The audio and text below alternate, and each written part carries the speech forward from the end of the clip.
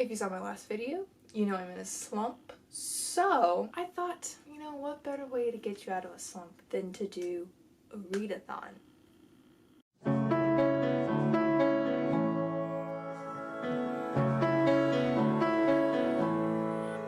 Hey guys, it's Hannah and today I am doing my Reading Rush Readathon TBR. I want to note the fact that I am considering doing a readathon at this point in time is very ambitious, but I am in a slump. If you saw my last video, you know that I am in a reading slump, haven't read a whole lot, haven't finished a book since the last one in that video, I think?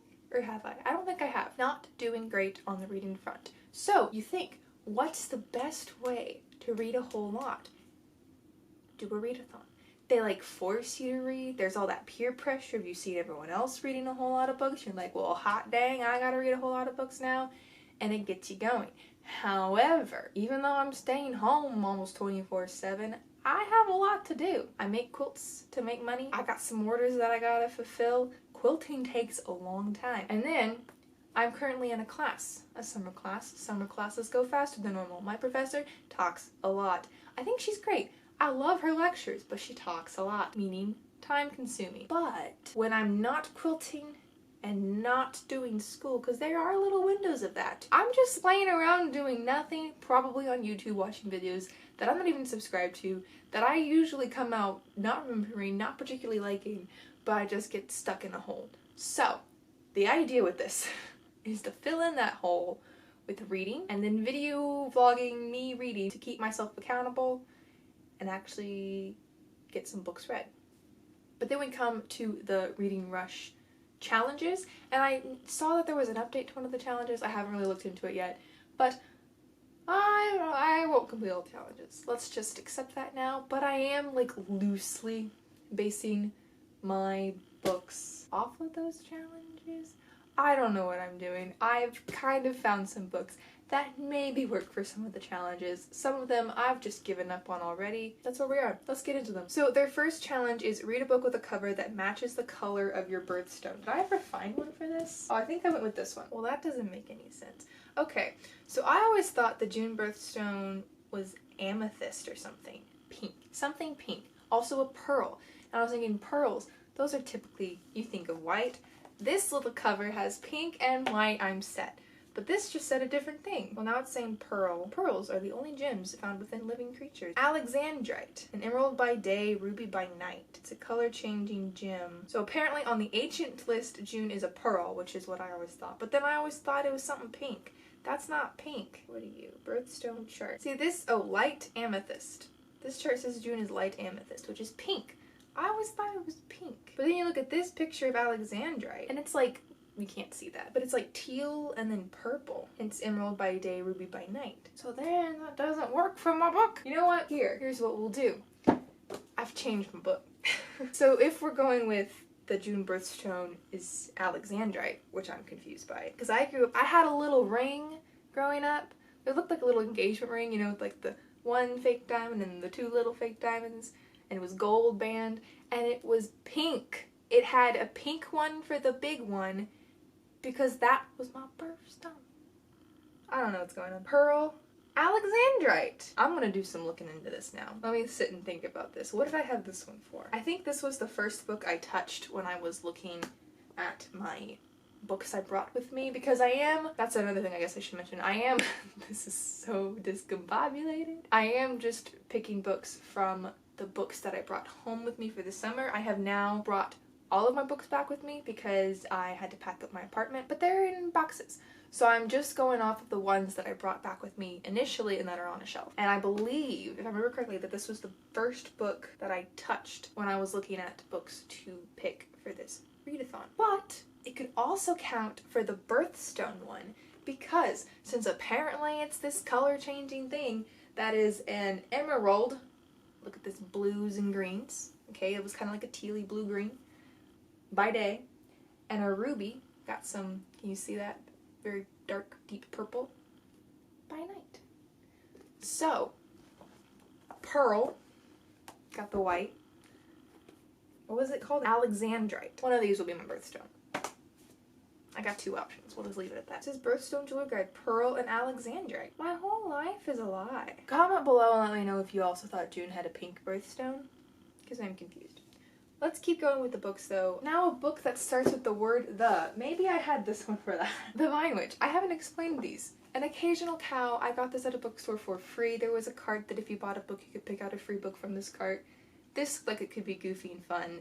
I have absolutely no idea what it's about. There's fun illustrations in it. It should be entertaining, and it's super short. So I grabbed that both to read, because I thought pink was the birthstone, and I don't know what the end was going to be for, but I picked that one. We also have The Vine Witch by Luann G. Smith. I ordered it on Barnes & Noble a couple months ago. I think it's a relatively new release, and from what I understand, it's about this witch who takes care of this vineyard, and somehow she gets captured for like years, and she gets out or is freed, and her vineyard is in ruins, and she ends up teaming up with the new owner to help save it, I think. It sounded interesting. I really like the cover, and I like wine, so I thought that might be fun to read about. So I have this one. We're gonna say it also counts for the birthstone, and it has the for the title. So this is where we get complicated. Read a book that inspired a movie you've already seen. I can't think of one that had a movie that I've already seen and a book that I want to read. I could read The Maze Runner, but I don't want to read The Maze Runner. I've seen The Maze Runner movie, but I haven't read the book. So that could be my option. That's the only one I can think of off the top of my head right now, but I don't really want to read The Maze Runner. So at the moment, I'm not doing anything for this challenge. Then read the first book you touched. I think that was this one. I don't know, but we're gonna go with it. It might have been this one. We'll see. Read a book completely outside of your house. I think this is the one that they changed the rules for. I have a backyard, so I can read a book completely outside of my house, so I'm just gonna stick with what they originally had. And I think I decided I was gonna do this one because it's so short. But I could also do this one, and I guess I'll explain what this one's about now. I don't know. I picked it up at a bookstore. Actually, same bookstore I got this one at. It's a bookstore in Belton, Texas. But I paid for this one, and this was recently that I went. And then I got this one for free, and this was last year that I went. I don't know what this is about. I know I love Alexander McCall Smith's writing. Looks like it'll be entertaining. I have a feeling he's just gonna follow different people on this train. Read a book in a genre that you've always wanted to read more of. I'm gonna go with historical fiction. I used to read a fair amount of it, and then I haven't really read any of it, and so it's one that I feel like I ought to get back into, and I have two options for that. I know the one I will probably read because it is shorter and faster. Can you see the theme here? But then I know the one that I feel like I should read because my cousin keeps asking me, oh, have you read it yet? What'd you think? And I haven't read it yet. That one is The Yid by Paul Goldberg. My cousin got me this for Christmas. It's set in Russia. I have no clue what happens. Looks very interesting. Option one. Then I have Walk Two Moons by Sharon Creech. I ordered this off of Thrift Books. I think I needed like $2 more to get free shipping, and I saw this book. It was one that I think I meant to read when I was younger, and then it just never happened. And so I went ahead and purchased it. Don't really know what it's about, but thought it would be interesting. And then the last book is read a book that takes place in a different continent than where you live. And these give me options. So this one does take place in the US. This one takes place in Russia. So if I get to this, that'll fulfill that one. This, I believe, takes place in England. So if I get to this, that will fulfill that one. I feel like this is probably America. Yeah, New York. That one doesn't count.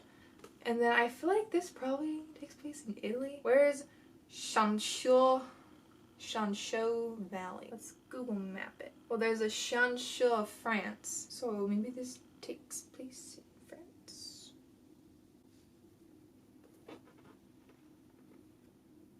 We'll say this takes place in France. So I have three options. But if I get to at least one of these, I will fulfill the read a book in the country different than yours. And that is it. Can you see how crazy and wild this is going to be? So get excited for the vlog. There's probably gonna be a lot of me going, I haven't read anything. Hopefully not, but maybe. That is it for this video. Comment down below and let me know if you are doing the Reading Rush readathon, and let me know what books you have picked for it. Also, comment down below and let me know, what is your birthstone? Double check what your birthstone is, because it may not be what you think it is. I still think it's something pink. Because I remember I was obsessed with pink when I was really little, and so I loved that fact. My birthstone was pink. Everything I owned at that point was pink. I think that's the funny thing. I actually like the coloring of my new birthstone better. I've always liked pearls, so that's just always a given. But I'm so confused because it was pink. I know it was pink. Anyway, let me know what you think yours is and then what it actually is and if you're right or not. So that's it for this video. I hope you enjoyed it and I will see you all again in another one soon.